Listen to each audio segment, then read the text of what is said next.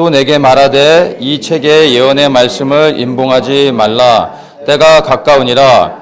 불의를 하는 자는 그대로 불의를 하고 더러운 자는 그대로 더럽고 의로운 자는 그대로 의를 행하고 거룩한 자는 그대로 거룩되게 하라. 보라, 내가 속히 오리니 내가 줄 상이 내게 있어 각 사람에게 그의 일한 대로 갚아 주리라.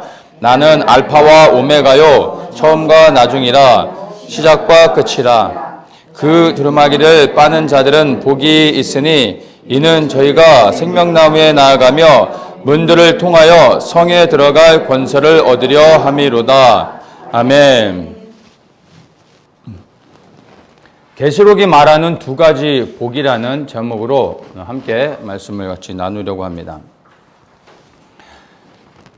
1시간 반짜리 영화가 있는데 만약 이 영화를 볼 수 있는 시간이 30분밖에 없다면 여러분은 어떻게 하시겠습니까? 처음부터 그냥 틀어놓고 30분 되면 그냥 끝내겠습니까? 아니면은 그냥 맨 뒤에 30분을 보시겠습니까?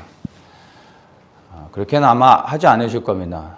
대부분 뭐 사람마다 약간씩 틀리겠지만 처음부터 끝까지 조금씩 서치하면서 30분 동안에 될 수 있으면 다 보려고 하시는 분도 있을 거고, 아니면 처음 시작을 보고 중간중간 대충 넘어가면서 이렇게 좀 보다가 맨 마지막에 결론이 어떻게 끝나는가 이렇게 좀 보시는 분도 아마 있을 겁니다.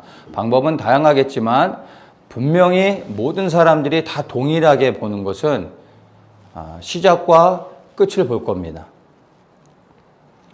시작은 좀 못 보더라도 분명한 거는 모두가 결론이 어떻게 끝나는지를 보기 위해서 반드시 다 마지막 결론을 시간을 내어서 보게 될 겁니다.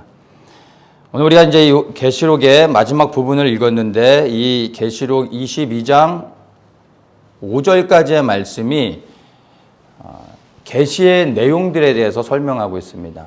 계시의 내용은 5절까지 해서 끝나고 6절부터 해가지고 이제 21절 마지막 말씀까지는 이제 계시의 말씀이 아니라 계시의 말씀이 끝나고 이제 이 계시록에 대한 결론의 말씀을 선포하는 겁니다. 가장 중요한 게 끝을 들어야 됩니다. 계시의 말씀을 풀어내는 것도 너무나 중요하겠지만 사실은 그 해석되어진 계시의 말씀을 그러면 우리의 삶 속에 어떻게 적용할 것인가, 사실 이것은 더욱더 중요한 것입니다.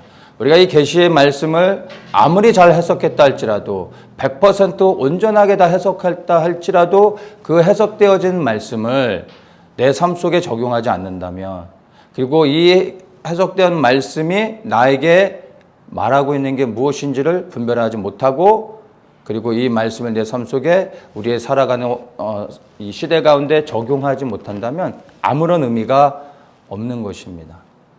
그래서 계시의 말씀을 풀어 해석하는 것보다 더 중요한 것이 바로 이 결론의 메시지, 이 계시가 끝나고 이제 마지막으로 우리에게 당부하고 있는 이 말씀을 보는 게 더욱더 중요한 겁니다. 계시의 말씀이 온전히 해석되어졌다고 해서 결코 구원받을 수 없다는 것을 우리가 분명히 이해한다면 말씀을 해석하는 것보다 이 해석된 말씀을 나에게 어떻게 적용할 것인가, 이것을 더욱더 신경을 써야 되는 겁니다. 우리 그러면 계시록의 내용을 보려고 하는 것이 아니라 이 계시의 말씀을 끝내고 이제 우리에게 이 계시의 말씀을 어떻게 적용해야 될지를 우리가 읽은 본문을 통해서 한번 보도록 하겠습니다. 6절에서 이렇게 말합니다. 이 말은 신실하고 참된지라 주곧 선지자들의 영의 하나님이 그의 종들에게 결코 속히 될 일을 보이시려고 그의 천사를 보내셨도다. 이렇게 말씀합니다. 이 말은 이게 결론의 첫 시작이에요. 이 말은 신실하고 참되다 말하고 있는 겁니다. 이 말이란 어떤 말이냐면 계시록에서 처음 시작할 때 예수 그리스도의 계시라 하면서 말씀이 시작됩니다. 그 예수 그리스도의 계시의 말씀을 말하는 겁니다. 이 말을이라고 할 때. 그래서 이 계시는 일반적으로 우리가 흔히 감춰진 것이 드러나는 것을 계시로 말하는데 예수 그리스도의 계시라고 말할 때는 그것이 아직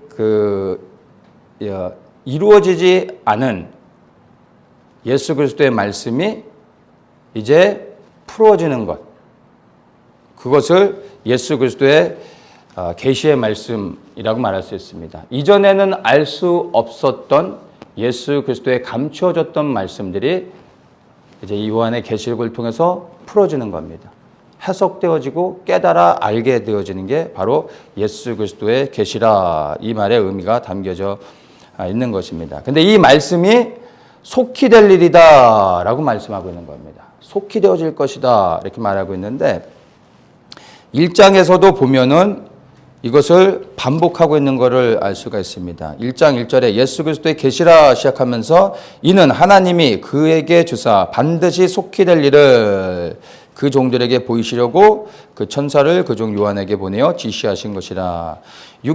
22장 6절의 말씀과 계시록 1장 1절의 말씀이 동일한 것을 우리가 볼 수가 있습니다.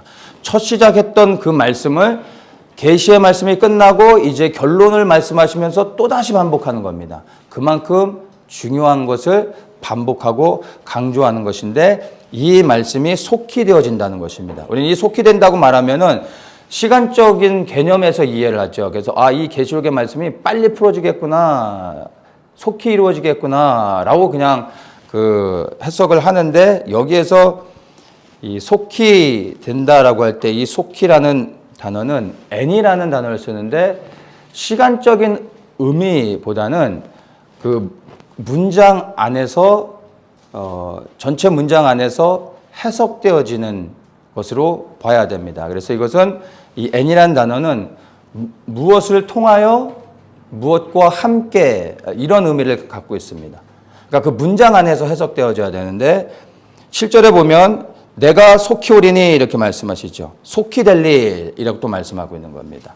그러면 여기서 속히 될 일이라는 것은 빨리 이루어진다라는 의미가 아니라 어떠한 과정을 통해서 어떠한 일들을 통해서 그 어떤 일들과 함께 성취되어질 것이다. 이렇게 이해를 하면 되겠습니다. 그러면 그 어떠한 일들을 통하여 성취가 되어지고 이루어질까를 생각할 때 그 어떠한 일어나는 일들이 바로 요한의 계시록에서 말하고 있는 계시의 내용들입니다. 그래서 우리가 이 계시의 내용들을 바로 알 때 어떤 일들이 일어나고 어느 때 일어나는지를 알 수가 있게 되는 것이죠. 근데 그러한 여러 가지 계시의 말씀을 통해서 예언되어진 여러 가지 많은 일들이 성취되어질 때 이제 주 예수 그리스도께서 다시 오시게 된다는 것입니다. 그래서 단순히 시간적으로 주님이 빨리 오신다라는 것이 아니라 이 주님이 오시는 것은 계시의 말씀 속에 포함되어져 있는 여러 가지 많은 일들이 일어남으로 성취되어진다라는 것으로 우리가 이해를 하면은 좋을 것 같습니다. 그래서 계시록의 내용을 우리가 알 때 그러면 주님이 오시기 전에 어떠한 일들이 일어나야 되는가, 그리고 지금 우리 시대에 어떠한 일들이 일어나고 있는가, 이런 것들을 예언의 말씀들을 통해서 우리가 이제 분별해서 보아야 하는 것입니다. 자, 이제 7절에서 이렇게 말합니다. 내가 속히 오리니 이 책의 예언의 말씀을 지키는 자가 복이 있으리라. 이 예언의 말씀을 지키는 자가 복이 있다. 이렇게 말씀하고 있는데 이것 또한 계시록 1장에서 3절에서 시작하면서 하셨던 말씀을 또다시 반복하는 겁니다. 그래서 이 말씀을 읽는 자, 듣는 자, 그리고 지키는 자가 복이 있다라고 말씀하셨는데 이 7절에서 다시 한번 반복하는 겁니다. 그런데 읽는 자와 듣는 자를 빼고 지키는 자가 복이 있다라고 말씀하고 있는 것입니다. 우리가 이 말씀을 읽을 때 읽는 자도 복이 있고 듣는 자도 복이 있고 지키는 자도 복이 있다라고 이해하시면 안 되고 지키는 자가 복이 있다라는 것을 이해를 하셔야 되는 겁니다.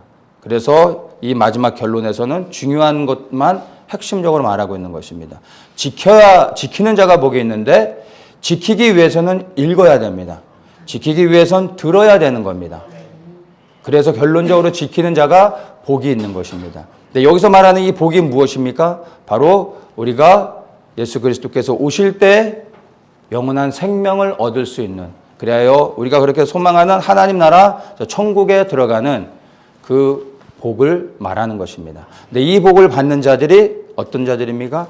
지키는 자들이어야 된다는 것입니다. 지키기 위해 읽고 또한 그것을 들을 수 있는 귀가 열려야 되는 것입니다. 키포인트는 지켜야 된다는 것을 우리가 분명히 기억해야 됩니다. 그래서 우리가 이 계시록의 말씀도 그렇고 또 다른 성경의 모든 부분들이 이 말씀을 어떻게 해석할 것인가에 대한 것도 중요하겠지만 더욱더 중요한 것은 이 해석되어진 말씀을 내가 어떻게 내 삶 속에 이 시대 가운데 적용하여 내가 순종할 것인가 지켜갈 것인가 이게 더 우리에게 중요한 문제가 되어야 되고 이것을 위해 우리가 기도해야 되는 것입니다. 해석은 좀 어설프고 좀 부족하다 할지라도 이 말씀을 지키는 것에 우리가 정말 하나님께 기도하며 두려운 마음으로 하나님 앞에 서게 되면 은혜 가운데 우리가 이 말씀을 지켜갈 수 있도록 해석된 말씀이 조금 이렇게 부족하다 할지라도 성령의 은혜 가운데 하나님께서 바른 길로 인도해 주시는 것입니다. 해석 자체가 우리의 삶을 하나님 앞에 나아가게 하는 게 아니라는 것을 반드시 여러분들이 기억해야 됩니다. 그래서 여러분 이 계시록의 말씀이 우리 시대에 정말로 잘 해석되어지는 것도 중요하지만 해석에 우리의 모든 시선이 고정되어져서는 안 되고 이런 걸로 논쟁할 필요도 없는 겁니다. 중요한 건 내게 깨달아진 이 말씀, 해석되어진 말씀은 내가 어떻게 순종하며 지킬 것인가 이것에 여러분의 마음의 중심을 두시기를 축복합니다. 이제 10절에 보면요 이렇게 말씀합니다. 이 책에 예언의 말씀을 임봉하지 말라. 때가 가까우니라. 요한의 계시록을 요한을 통해 계시의 말씀을 주시고 나서는 이것을 임봉하지 말라고 합니다. 근데 가만히 보면 약간 좀 다른 것을 볼 수가 있습니다. 다니엘과 비교해 보면 다니엘에게도 마지막 때의 계시를 놀랍게 열어주셨는데 마지막 때까지 봉하고 그것을 열지 말라고 말씀을 하고 있죠. 그런데 이 요한에게는 계시의 말씀을 주시고서 이것을 임봉하지 말라 이렇게 말씀하고 있습니다. 왜 다니엘과 요한에게 다른 말씀을 하실까요? 그것은 우리가 읽은 것처럼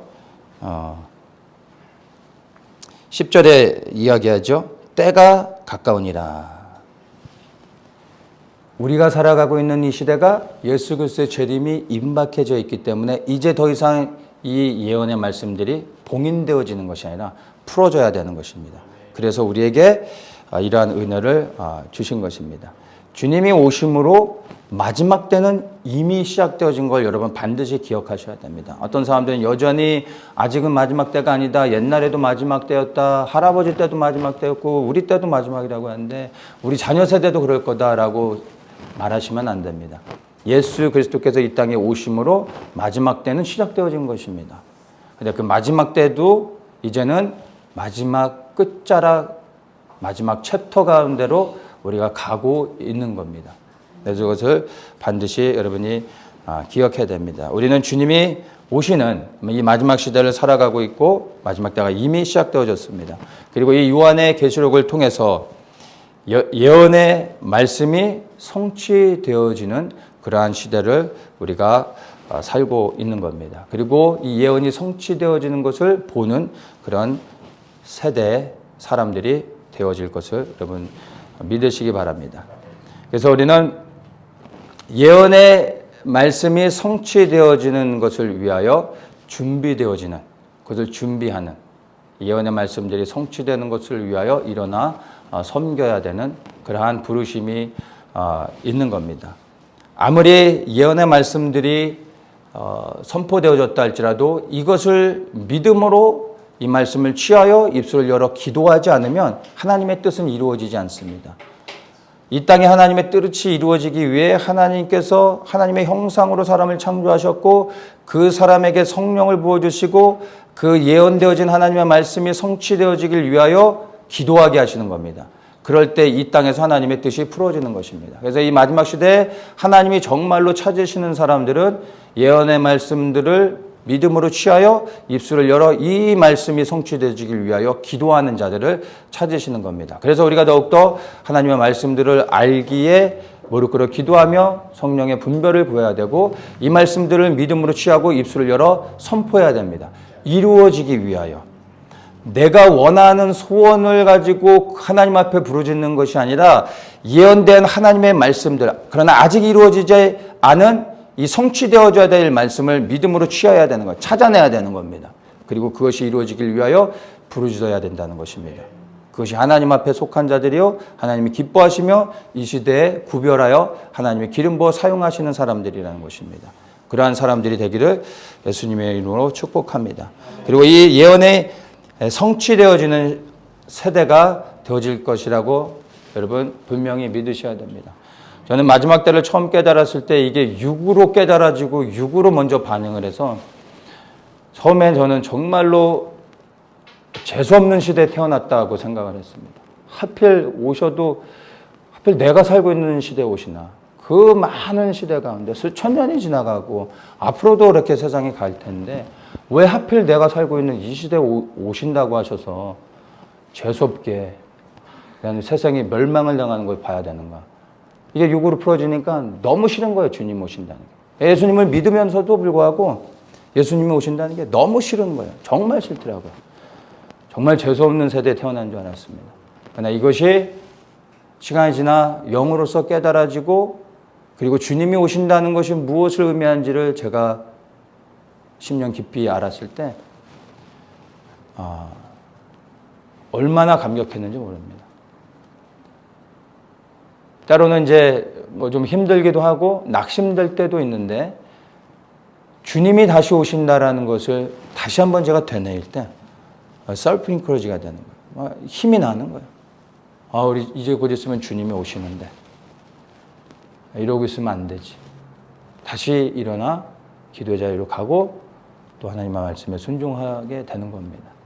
주님이 오신다는 게 정말 제 인생에서 저는 가장 큰 영광인 겁니다. 그리고 우리가 주님이 오시는 이 시대 가운데 함께 살고 있다는 것, 그리고 주의 길을 예비하고 그리고 주님이 오시는 것을 눈을 들어 우리가 볼 수 있다는 것이 우리에게 얼마나 큰 축복인지 모릅니다. 가장 영광스러운 세대에 우리가 살아가고 있다는 것을 여러분 기억하십시오. 세상에게는 종말이 되어지지만 믿는 우리 그리스도인들, 말씀에 순종하여 살아가는 자들, 주의 길을 예비하는 자들에게는 가장 큰 영광의 축복이 되어질 것입니다. 여러분들 그런 소망이 있기를 다시 한번 축복합니다.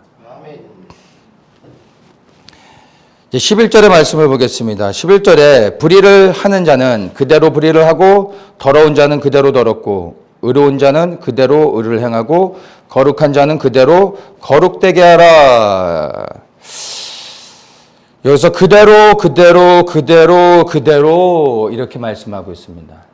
여러분 우리가 살아가는 이 시대에 이 그대로라는 말씀이 성취되어지고 있는 시대라는 걸 여러분 기억하셔야 됩니다. 불의를 하는 자는 그대로 불의를 하고 의를 행한 자는 그대로 의를 행하고 살아가게 될 것입니다. 그런데 이 말씀을 우리는 조금 더 깊이 그리고 분명하게 볼 수 있어야 됩니다.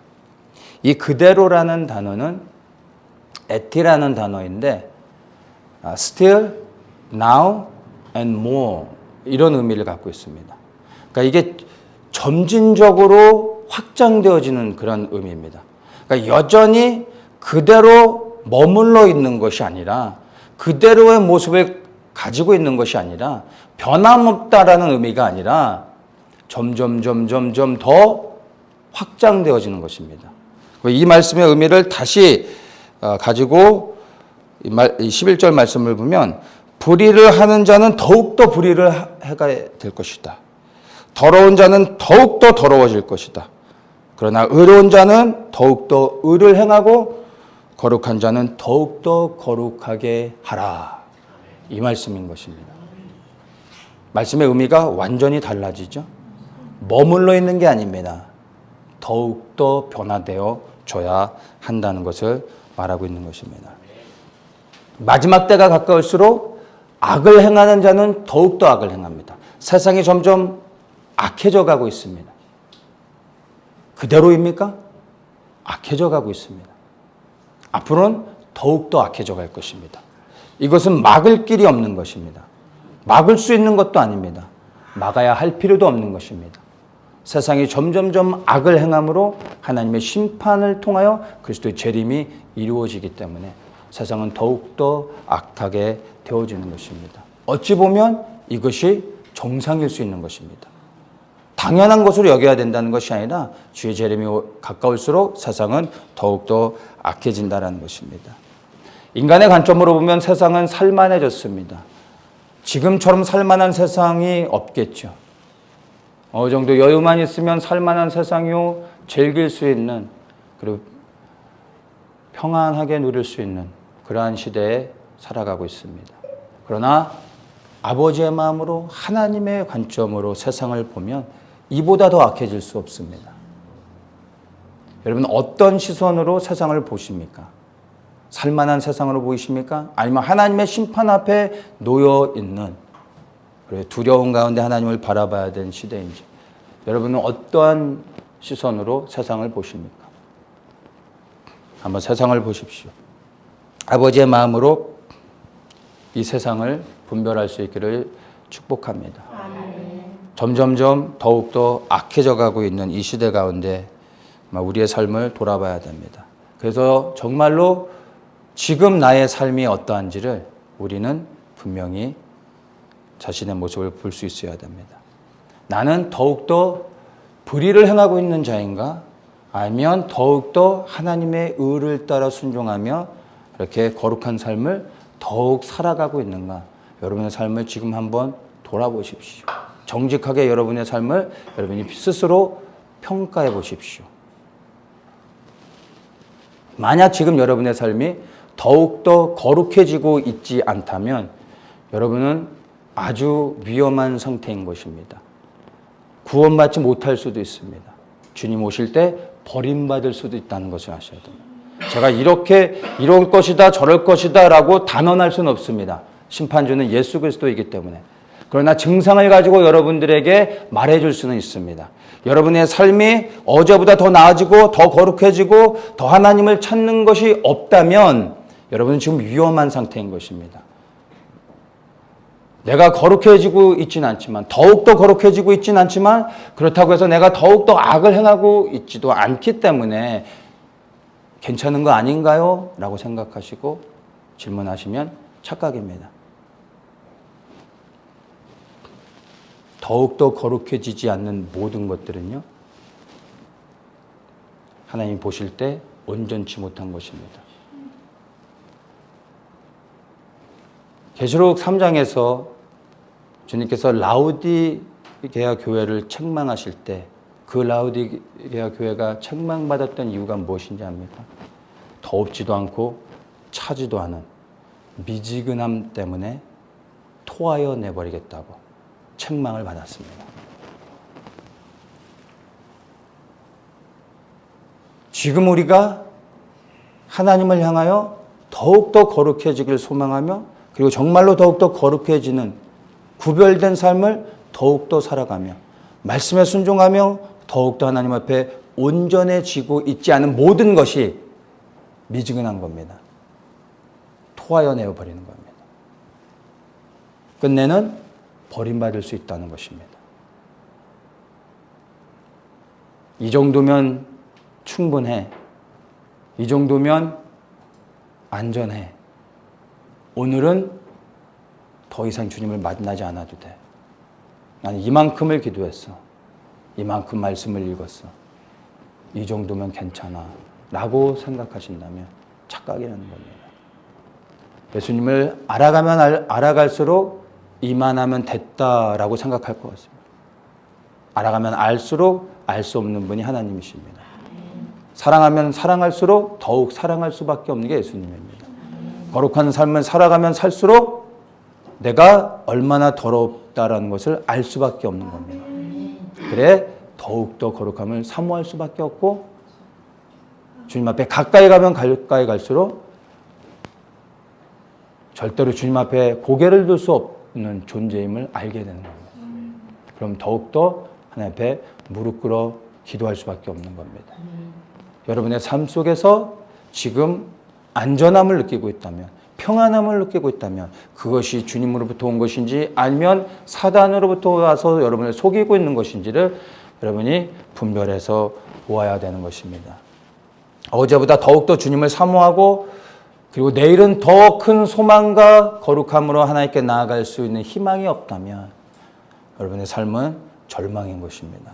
그것을 두려워할 수 있어야 하는 것입니다. 더 악해지고 있는 세상을 보면서 우리는 이제 더욱더 거룩해지기 위해 어제보다 더욱더 거룩함을 살기 위해 몸부림치며 하나님 앞에 나아가야 되는 것입니다. 그러한 삶이 여러분의 매일의 일상 속에서 보여지고 있지 않다면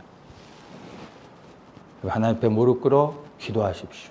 어디서부터 잘못된 것인지 하나님께 여쭈시고 여러분의 마음을 하나님께로 돌이켜야 되는 것입니다. 마지막 때의 그리스도인들의 삶은요, 단 하루를 거룩하게 사는 것으로 끝나는 게 아닙니다.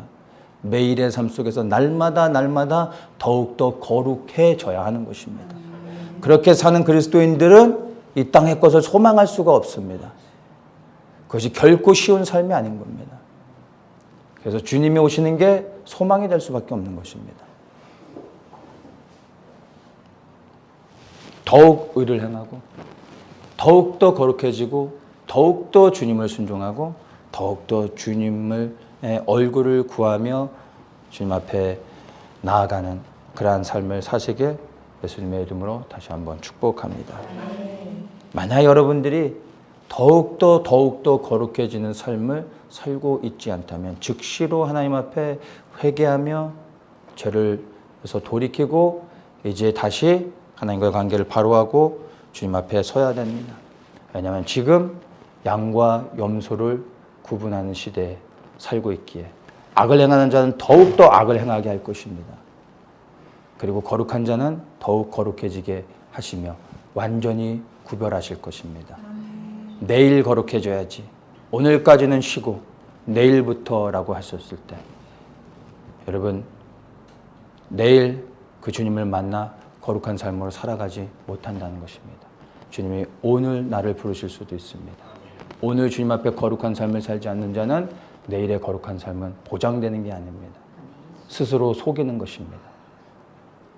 지금 나는 오늘의 삶을 돌아보며 나는 거룩한 삶을 더욱더 살아가고 있는지 반드시 분별하면서 그게 아니라면 죄로 회개하는 자리부터 나아가 새롭게 시작해야 되는 것입니다.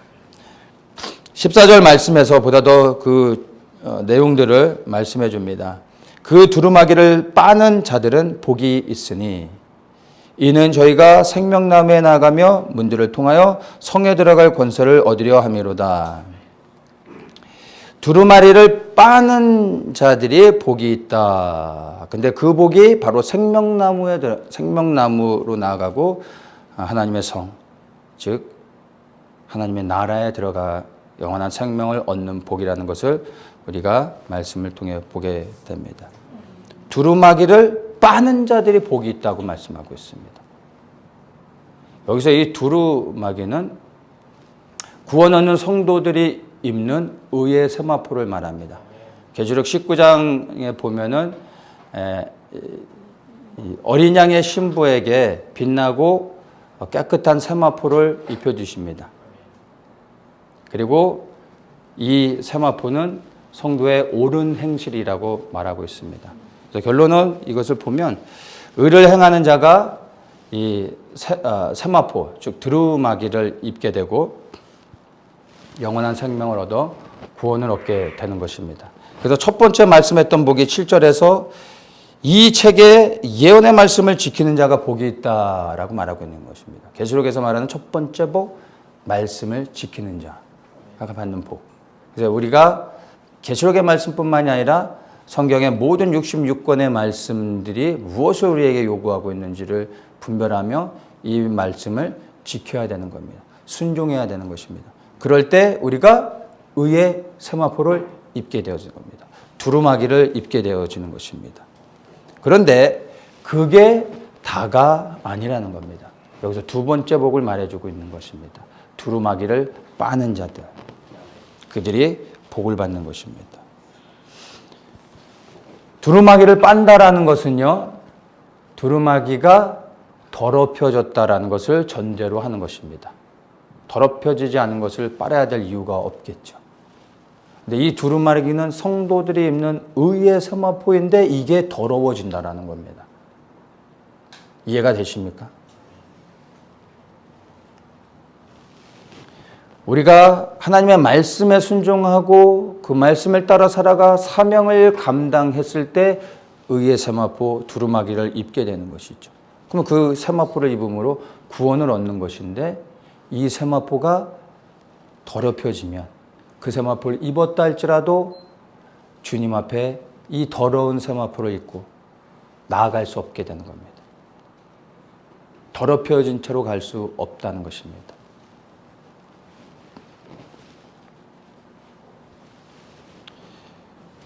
이 말씀이 여러분 이해가 되십니까?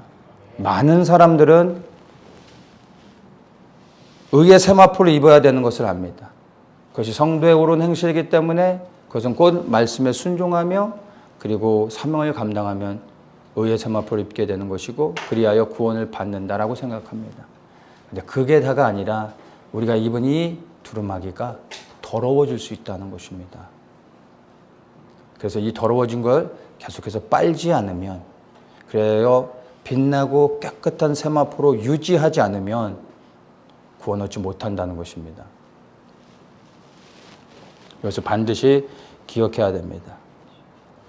예언의 말씀을 지켜서 받는 복과 그리고 이 두루마기를 빨아서 받는 복은 똑같은 게 아닙니다. 두 가지는 다른 것입니다. 근데 많은 경우 마지막 때를 살아가는 구별된 성도들이 예언의 말씀을 지키는 것은 잘하는데 두루마기를 빠는 것은 소홀하지 않는가 생각해 봅니다. 여러분은 어떠십니까? 마지막 때 말씀에 순종하려 살아가려고 하고 이 마지막 시대의 부르심 가운데 생명을 걸고 주님을 위하여 살아가려고 합니다. 의의 세마포를 입게 되는 것입니다. 그러나 이게 더럽혀지는 순간 주님 앞에 설 수 없는 것입니다. 어린 양의 신부가 아무리 좋은 드레스를 입고 있다 할지라도 그것이 더럽혀진 채로 찢어진 채로 입고서는 어떻게 신랑을 맞이할 수 있겠습니까? 그저 두루마기 세마포를 입었다고 신랑을 맞이할 수 있는 것이 아니라 이 세마포가 깨끗하고 정결해야 신랑을 맞이할 수 있는 것입니다. 우리는 의를 행하며 말씀에 순종하며 살아간다 할지라도 안타깝지만 죄를 짓습니다. 맞습니까? 우리가 의를 행했기 때문에 말씀에 순종하며 살아가기 때문에 생명을 걸고 주님을 위해 살기 때문에 죄를 짓지 않습니까? 그것과 별도로 우리는 죄인이기 때문에 죄사함을 받은 죄인이지 죄의 본성이 사라진 게 아닙니다. 우린 죄인이기 때문에 헌신하고 결단하지만 여전히 죄를 짓게 됩니다. 의의 세마포를 입었는데 더럽혀지는 겁니다. 이 세마포, 더럽혀진 세마포를 빨아야 됩니다. 그것을 빠는 것이 무엇입니까? 회개인 것입니다. 그리하여 우리는 의의 세마포를 입었는가 살펴봐야 되겠죠. 첫 번째로 하나님의 말씀에 순종하며 의의 세마포를 입어야 되는 겁니다. 그러나 그 입은 세마포를 깨끗하고 정결하게 날마다 유지하기 위해 우리는 회개하며 나아가야 되는 것입니다. 회개는 예수님을 믿을 때 딱 한 번 하고 일평생 하지 않는 게 아닙니다. 그것은 어리석은 것이요 속이는 것입니다. 구원받은 성도들이 날마다 해야 되는 것이 이 회개인 것입니다. 이 회개함 없이는 정결케 되어질 수 없다는 것을 기억하셔야 됩니다. 성막의 구조를 보면 제일 먼저 번제단으로 갑니다. 그 번제단에서 우리의 죄를 사함을 받게 됐죠. 그리고 나서 성소에 들어가기 전에 반드시 통과해야 되는 것이 성소와 번제단 중간에 물두멍이 있습니다. 이 물두멍에서 번제단에서 제물을 드리면서 흘렸던 이 피들, 손에 묻은 그 피를 물두멍에 가서 씻어내는 것입니다. 맑은 물로 씻어 정결케 하는 것입니다. 회개입니다. 그리고 성소에 담대히 들어갈 수 있게 되는 것입니다. 피 묻은 채로 더러워진 채로 성소에 들어가게 되면 죽음을 당하게 되는 겁니다. 성소에 들어가기 전에 마지막으로 통과해야 되는 관문이 물두멍에서 정결케 하는 것입니다. 이것이 회개인 것입니다. 하나님 앞에 대면하며 나아가기 위하여 마지막으로 치러야 되는 관문, 회개인 것입니다. 이 회개 없이는 주님의 얼굴을 볼 수 없는 것을 여러분 기억하십시오. 그래서 날마다 말씀을 지켜가는 것도 너무나 중요하지만 더욱더 중요한 것이 나도 모르는 사이에 그리고 나의 연약함 때문에 알게 모르게 내가 저지른 수많은 죄들로 인하여 더럽혀진 것들을 매일의 삶 속에서 씻어내야 되는 겁니다. 저는 회개할 게 별로 없습니다. 아니 회개하려고 해도 회개할 것이 생각이 안 납니다. 라고 하면 그걸 위해 기도하셔야 됩니다. 눈을 열어 우리가 얼마나 주님 앞에서 더러운 존재인지 그리하여 매일의 삶 속에서 회개할 수밖에 없는지를 여러분이 영으로 깨달아 알기를 축복합니다. 날마다 그 죄를 회개하며 빛나고 깨끗한 세마포를 날마다 입고 있는 자가 언제든지 주님 앞에 나아가며 얼굴을 볼 수 있다는 것을 기억하십시오. 지키는 것만으로는 부족합니다. 빨아야 됩니다. 회개해야 되는 것입니다. 많은 사람들이 안타깝게 지금도 지켜가는 것에만 집중합니다. 부르심에 대하여, 사명에 대하여, 순종에 대하여 어떻게 주님 앞에 살아갈 것인가 이런 것들에 집중합니다. 그러는 가운데 안타깝게 회개를 놓쳐버립니다. 이 회개는 부르심과 비교해 본다면 사명과 비교해 본다면 뭔가 좀 약해 보이는 거죠. 사명을 감당하기 위해 뭔가 결단하며 이렇게 힘있게 나아가는 것들이 있는데 이 회개는 뭔가 좀 하나님 앞에 나의 민낯을 드러내야 되고 그것을 무릎 꿇어 하나님께 고백하고 용서를 구하며 하나님의 은혜 앞에 머물러 있어야 되니까 뭐가 더 하기 좋으십니까? 사명을 감당하는 것, 그리하여 능력을 받는 것, 하나님께 영광을 돌리는 것, 이런 게 더 좋지요. 회개하는 건 뭔가 좀 여자들이 하는 것 같고 뭐 찔찔 짜는 것 같고 뭔가 좀 부족한 사람이 하는 것처럼 보여질 수 있습니다. 근데 여러분 회개함이 없다면 우리가 아무리 능력 있는 사명을 감당하였다 할지라도 회개함 없이는 마지막 순간에 주님 앞에 설 수 없다는 겁니다. 모든 걸 다 했는데 마지막 순간에 더럽혀진 것 때문에 본인 잔치에 들어갈 수 없다면 여러분 이것만큼 억울한 일이 어디 있겠습니까? 사역은 좀 부족하더라도 섬기는 건 좀 부족하고 능력은 좀 부족하더라도 여러분 화려한 세마포는 못 입고 있다 하더라도 그 세마포가 그래도 깨끗하게 빛나고 깨끗한 세마포로 입는 것이 더 복된 것입니다. 저는 여러분들이 사명을 100% 감당하고 주님 앞에 서기보다는 순결하고 정결한 가운데 주님 앞에 서기를 축복합니다. 그리고 지금 이 시대는 정말 주님의 재림이 가까워졌기 때문에 우리의 사명을 감당하는 것에 우리가 생명을 걸고 주님 앞에 나아가야 되겠지만 반면에 절대로 밸런스에서 무너져서는 안 되는 게 더욱더 우리의 삶을 돌아보며 두렵고 떨리는 가운데 우리의 죄를 날마다 회개하며 조그마한 것이 묻어 있어도 그것을 씻어내며 하나님께 은혜를 구하며 회개하며 날마다 무릎 꿇어 기도해야 된다는 것입니다. 이제 우리의 구원의 시간이 가까이 오고 있기 때문인 것입니다. 지키는 것과 회개하는 것 어느 것 하나도 소홀히 여겨서는 안 됩니다. 두 가지가 함께 가야 된다는 것을 반드시 기억하십시오. 여러분들은 지난 한 주간에 어떤 삶을 사셨습니까? 주님을 위하여 성공적인 삶을 사셨습니까? 어떤 사역을 이루셨습니까?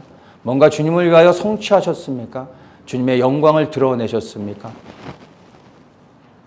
다시 한번 여러분에게 질문하고 싶습니다. 여러분은 회개하셨습니까? 지난주에 여러분이 지은 수많은 죄들, 알지도 못하면서 짓는 수많은 죄들이 있었음을 아십니까? 내가 인식하지도 못하는 가운데 내 생각 가운데 이미 나를 사로잡고 내가 알지 못하게 나도 모르는 사이에 입으로, 눈으로, 손으로, 생각으로 범죄한 것들을 여러분 회개하셨습니까? 이 회개함이 없으면 주님이 오셨을 때 끝내는 구원받지 못한다는 것을 기억하십시오. 이제는 무엇을 내가 지켜야 되는지 그리고 무엇을 회개해야 되는지를 함께 생각하며 이제 곧 오실 주님을 정말로 기쁨으로 맞이할 수 있는 준비가 되어지기를 다시 한번 예수님의 이름으로 축복합니다. 계시록에서 말해주는 이 두 가지의 복일 여러분 10년 가운데 새기시고 사명을 감당하며 주님의 부르심에 쓸 뿐만 아니라 날마다 죄를 회개하며 하나님 앞에 거룩함과 정결함 가운데 나아가시기를 예수님의 이름으로 축복합니다.